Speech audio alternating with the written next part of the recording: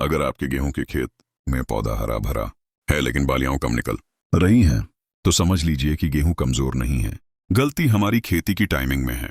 ज्यादातर किसान यही सोचते हैं कि जितना ज्यादा यूरिया डालेंगे उतनी पैदावार बढ़ेगी, लेकिन सच्चाई यह है कि यूरिया पत्ता तो बढ़ाता है, कल्ला नहीं। गेहूं की पैदावार का असली खेल कल्ले में होता है, क्योंकि जितने ज्यादा कल्ले होंगे उतनी ज्यादा बालियां आएंगी और उतना ही दाना बढ़ेगा। मेरे गांव में ही रामसूरत भैया ने पिछले साल बुवाई के बाद सीधे यूरिया डाल दिया। खेत इतना हरा हो गया कि देखने वाले तारीफ करने लगे, लेकिन जब कटाई आई तो बालियां गिनने लायक भी नहीं थी।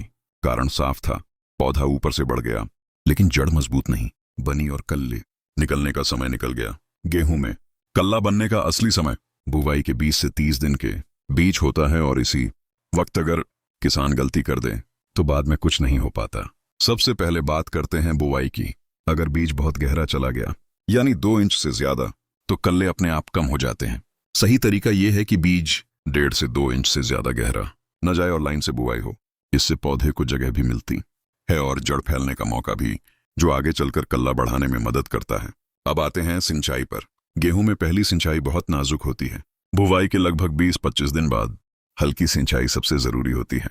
अगर किसान इसमें देर कर देता है या खेत में पानी भर देता है तो जड़ कमजोर हो जाती है और कल्ले बनने की प्रक्रिया रुक जाती है। ध्यान रखें, पानी खड़ा नहीं होना चाहिए, बस इतनी नमी हो कि मिट्टी नम रहे। इसके बाद आता है खाद का सही इस्तेमाल। कल्ले बढ़ाने के लिए सिर्फ यूरिया काफी नहीं होता। 25 से 30 दिन के बीच 1 एकड़ में लगभग 1 बोरी यूरिया के साथ 10 किलो जिप्सम या सल्फर देना बहुत फायदेमंद रहता है।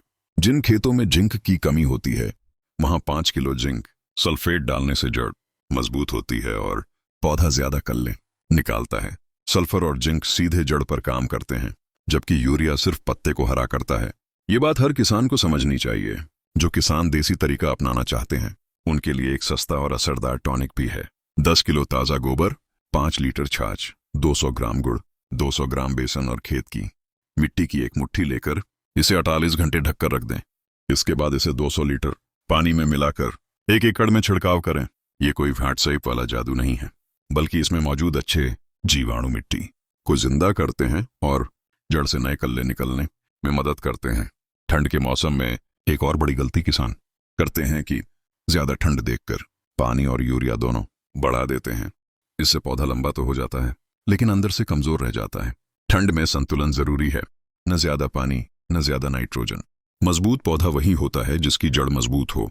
रामसूरत भैया ने अगली बार यही सब बातें अपनाई।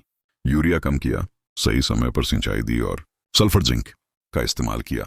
नतीजा ये हुआ कि जहां पहले 7-8 कल्ले होते थे वहां 18-20 कल्ले निकल आए और पैदावार करीब 3 क्विंटल प्रति एकड़ बढ़ गई। यही फर्क सही जानकारी और सही समय का होता है। याद रखिए, अगर आपने 40 दिन के बाद यूरिया डाला तो कल्ले बढ़ाने की ट्रेन निकल चुकी होती है। इसलिए अगर आप चाहते हैं कि गेहूं की बालियां गिन गिन कर थक जाएं,